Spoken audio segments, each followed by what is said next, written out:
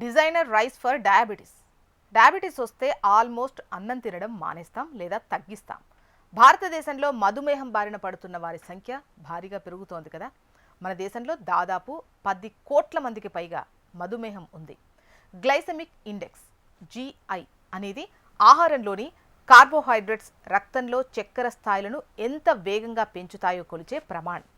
ఇది ముఖ్యంగా డయాబెటీస్ ఉన్నవారికి, బరువు తగ్గాలనుకునే వారికి, హృదయ ఆరోగ్యాన్ని కాపాడుకోవాలి అనే వారికి చాలా ముఖ్యం. అలాగే విటమిన్ B12 లోపం సమస్య కూడా దేశంలో చాలా ఎక్కువ మందికి ఉంది. దీనివల్ల అలసట, బలహీనత, ఆహారం తినాలనే ఆసక్తి తగ్గడం, బరువు తగ్గటం, నోరు, నాలుకలో గాయాలు లేదా నొప్పి, చర్మం పసుపు లేదా తెల్లగా కనిపించటం, నాడీ సంబంధిత సమస్యలు, చేతులు కాళ్లలో ముళ్ళుగుచ్చినట్టు అనిపించడం లేదా నొప్పి, కంటిచూపు సమస్య, చికాకు, మూడ్ స్వింగ్స్ ఇవన్నీ ఉంటాయి. ఈ అనారోగ్య సమస్యలన్నింటికీ బియ్యంతో పరిష్కారం దొరికితే ఎలా ఉంటుంది? మనం ప్రతిరోజు తినేది అన్నమే. అదే మన ఆరోగ్యం పాలిట వరంగా మారే రోజులు వచ్చేసాయి. మధుమేహం, పోషకాహార లోపాన్ని ఎదుర్కోవడానికి ఉపయోగపడేటువంటి డిజైనర్ రైస్ను అభివృద్ధి చేశారు భారతీయ శాస్త్రవేత్తలు. ఇందుకు సంబంధించిన వివరాలను CSIR NIINT director doctor C Anandaramakrishnan తెలిపారు.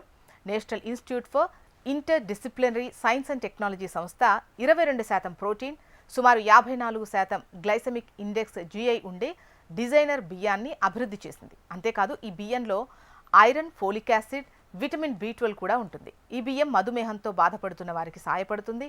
వారికి తక్కువ GI ఉత్పత్తి అవసరమవుతుంది. ఈ బియ్యం ద్వారా నియంత్రించడంలో ఉపయోగపడుతుంది.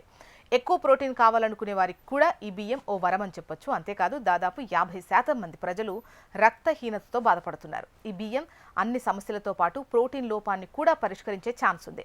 ఈ బియ్యాన్ని త్వరలోనే మార్కెట్లో ప్రవేశపెట్టొచ్చు. ఈ బియ్యాన్ని ప్రయోగశాలలో పరీక్షించారు. ఇప్పుడు ఈ బియ్యాన్ని మార్కెట్లో ప్రవేశపెట్టే టైం వచ్చేసింది.